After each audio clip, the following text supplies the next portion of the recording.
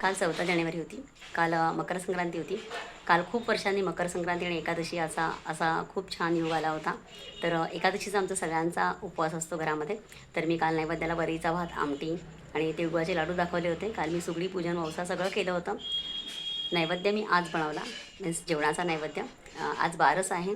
आज 15 जानेवारी इलेक्शन होतं. आमचं शॉप 100 मीटरच्या अंतरावर असल्यामुळे आज बंद होतं. तर आम्ही मस्तपैकी बाबुंनाचं दर्शन घेऊन आलो.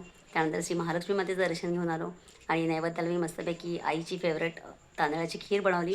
खीर, पुरी, कोथिंबीर वडी, मस्तपैकी पावटा आणि वाटाण्याचा रस्सा आणि वरण भात असा नैवेद्य आपण आज बनवलेला आहे. आणि आज खरंच खूप बरं वाटलं. आज माझा गुरुवारचा उपवास पण होता आणि आईचं बोलावणं आलं, आईचंही दर्शन झालं. त्यामुळे आजचा दिवस दिवस खरंच खूप छान गेला.